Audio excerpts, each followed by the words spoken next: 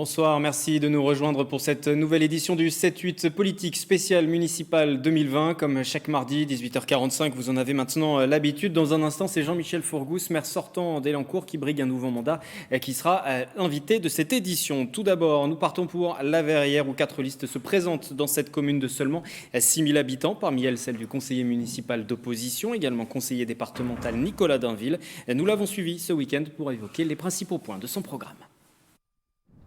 Expliquer le programme, présenter les propositions concrètes, c'est l'objectif de ces rencontres dans les quartiers de La Verrière. Nicolas Dainville et son équipe se présentent aux élections municipales avec 3 priorités, l'éducation, la sécurité et le cadre de vie.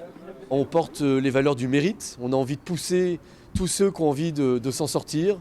On a aussi des valeurs de justice sociale, on n'a pas envie de laisser tomber ceux qui ont des difficultés sociales.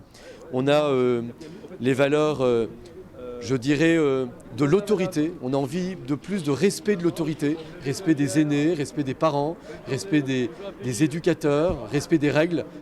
Face aux 16% de chômage sur la commune, la liste Nouvelle Dynamique pour La Verrière propose des mesures directement aux demandeurs d'emploi.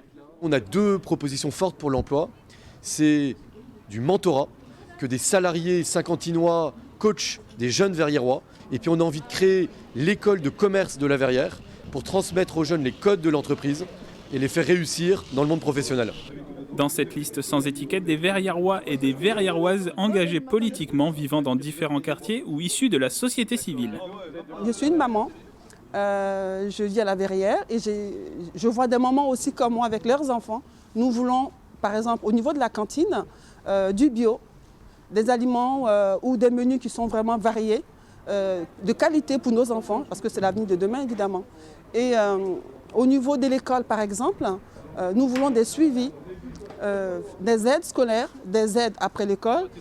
Lors du premier et unique tour des élections municipales de 2014, la liste portée par Nicolas Dainville avait recueilli 40% des voix. Le taux d'abstention avait, lui, atteint les 45%. Premier tour du scrutin, le 15 mars, c'est au tour des poids lourds à présent de rentrer dans la campagne, poids lourds du département. Ainsi, à Vélizy, la présidente de la région, Valérie Pécresse, annonce qu'elle fera partie de la liste conduite par le maire sortant, Pascal Thévenot. Elle figure en 6e position, place éligible. La présidente du mouvement Libre, qui s'est éloignée des Républicains, explique vouloir garder un ancrage dans le département. Elle qui a commencé sa carrière politique en 2002, justement, en tant que députée de la circonscription qui couvre Vélizy. À ce jour, à Vélizy, se présente également en tant que tête de liste Didier Blanchard, avec une candidature ralliant du centre-gauche au centre-droit, Hugues Orselin qui présente lui une liste de gauche, et puis Yasmine Benzelmat, anciennement Rassemblement National, et cette fois-ci avec une liste d'hiver droite. Autre ténor politique à s'engager après Valérie Pécresse, c'est Gérard Larcher. Le président du Sénat a adressé une lettre aux habitants de Rambouillet. L'ancien maire de cette commune soutient la candidature de Véronique Matillon. Véronique Matillon qui porte la majorité sortante après le retrait de Marc Robert pour raison de santé et qui fut élu la première fois en 2008 aux côtés de Gérard Larcher. Justement.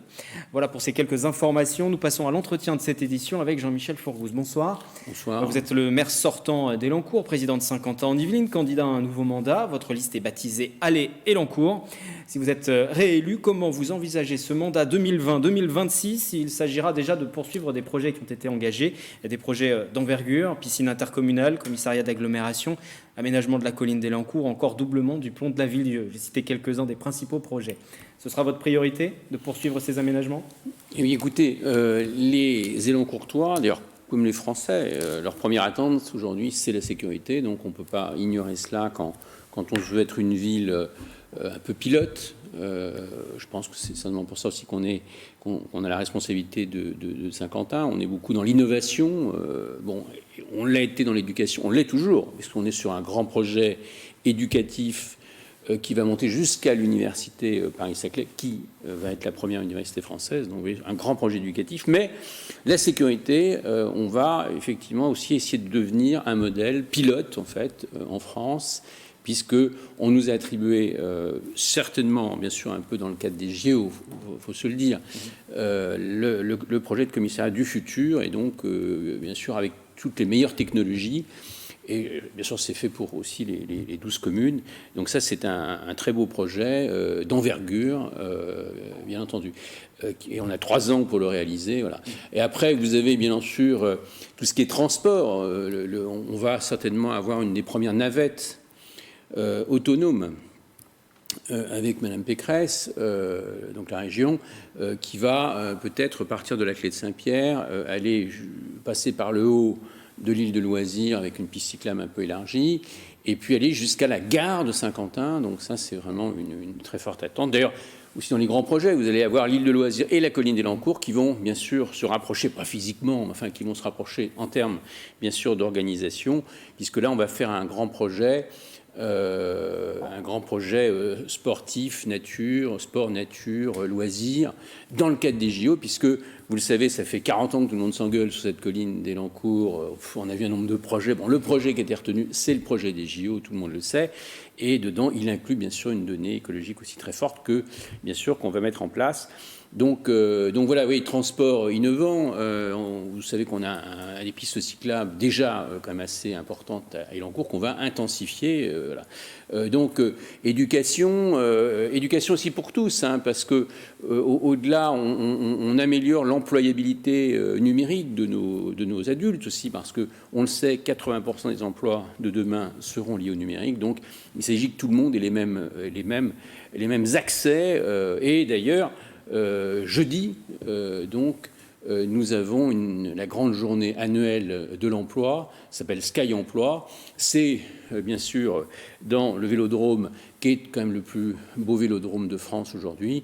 Donc des belles manifestations aussi c'est quand même une des premières attentes aussi de nos élans courtois, c'est l'emploi. Vous avez mentionné quelques-uns des principes, des priorités sur les prochaines années si vous êtes réélu. Pour les principaux projets que j'évoquais tout à l'heure, et même plus généralement aujourd'hui, est-ce que tous ces projets peuvent être financés? Est-ce que les financements sont bien avancés? Je vous pose cette question aussi parce les élus ont vécu un désengagement de l'État.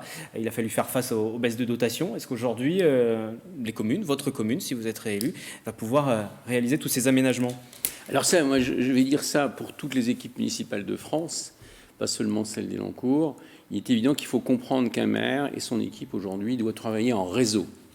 À partir de cette loi de 2015 qui renforce les pouvoirs extérieurs, qui transfère le pouvoir du maire à l'extérieur, à l'interco, à la région, au département, bien sûr qu'il faut travailler en réseau. À peu près des compétences qui sont gérées par une interco. Vous prenez une ville comme Trappes, c'est même pire, c'est quasiment les 2/3 des moyens de Trappes sont gérés par l'extérieur. D'ailleurs, je conseille aux prochains maires de Trappes d'être en harmonie quand même avec la région, le département et l'agglo, parce que c'est vraiment indispensable. Et ça, il faut vraiment des maires donc peut-être plus diplomates, plus capables de gérer tout le monde.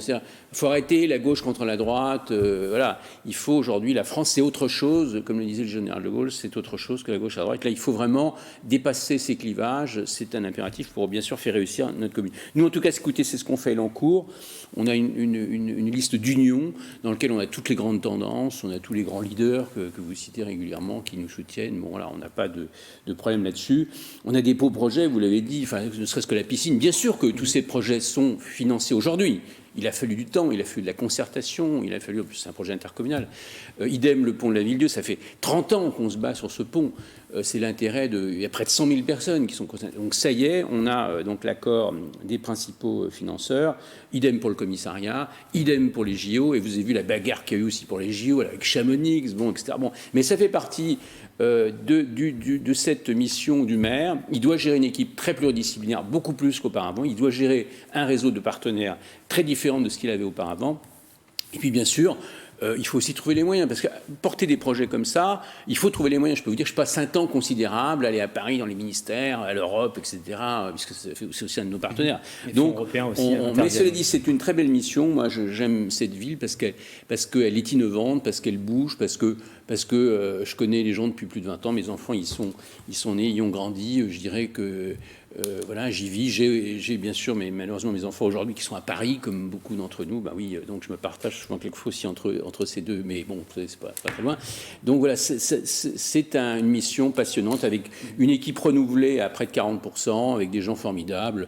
Et les Élancourtois sont des gens formidables. Moi, j'ai pas de. Et sur votre visibilité de la commune d'ici à 2026, fin du prochain mandat, à quoi ressemblera Élancourt, peut-être en termes d'urbanisme aussi? Est-ce qu'il y aura des nouvelles constructions, des quartiers à rénover? J'ai en tête le quartier des 4 Arbres, par exemple.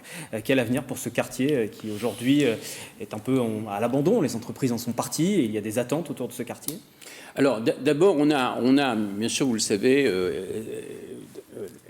Elancourt est dans Saint-Quentin, c'est le deuxième PIB par habitant après Paris, vous le savez. Bon, on a la chance d'avoir des très belles entreprises, donc bien sûr, aussi un niveau d'emploi et de moyens quand même important. Bon, vous avez 50% du territoire qui est en espace vert protégé, Elancourt, donc voilà, il faut qu'on garde cette règle d'équilibre. C'est la ville à la campagne, et on va protéger ce concept de ville à la campagne, on y tient. C'est le cas d'ailleurs des 12 villes. Dans les 12 villes de Saint-Quentin, vous avez 12 villages. Hein. Donc il faut garder cet état d'esprit. Nos habitants le souhaitent. Il n'est pas question de brader ça. Il faut aussi être attentif à tout ce qui est biodiversité aujourd'hui. Voilà, voilà, il y a un grand message écologique qui nous est envoyé par nos administrés. On peut discuter de beaucoup de choses, mais voilà, c'est une réalité. Voilà. Bon.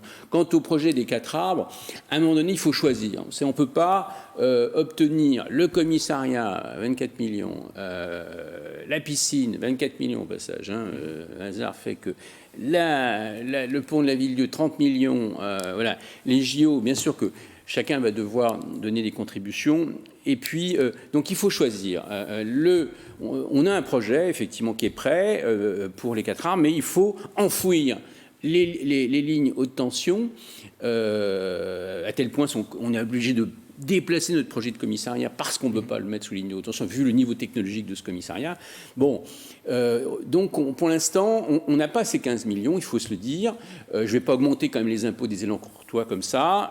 On a tranché, on a dit on pousse les 3 gros dossiers dont on vous a parlé, commissariat, pont de la Ville, et puis la piscine, et on diffère le projet des 4 arbres. Voilà. Et on met ce commissariat à la place des tennis. Comme les tennis, il y en a qui sont obsolètes, on va les reconstruire juste à côté. Voilà, voilà un peu le projet. Mais tout cela, je voudrais dire aussi une chose, c'est que j'ai vu que il y a un indicateur, vous savez, qui s'appelle l'IDH, qui est l'indicateur de développement humain. Et alors le hasard fait, c'est qu'on a vu, alors l'IDH, c'est plutôt dans une ville, vous pouvez dire quelle est la qualité de vie. Voilà, d'ailleurs, vous savez qu'on met aussi des capteurs, on met en place des capteurs de qualité de l'air, de qualité de l'eau. Voilà, donc c'est vraiment un monde. Alors l'IDH, c'est un tiers, c'est la santé, donc c'est surtout la longévité. Alors, le hasard fait que l'INSEE nous a transmis des informations qui montraient que la longévité, c'est quand même, après tout, un critère peut-être de qualité de vie, mais il faut être prudent quand même. Hein. On a un très bon résultat. Vous savez que la moyenne de vie dans certains pays, Afrique, c'est 50 ans. Je crois que l'Europe, c'est 70-71 ans, je crois. Donc le monde, excusez-moi, le monde moyen de 70 ans. L'Europe, je crois que c'est 80, on va dire de 80 ans. Je crois que la France doit être 82. L'Europe, c'est 80, l'Europe, c'est 82.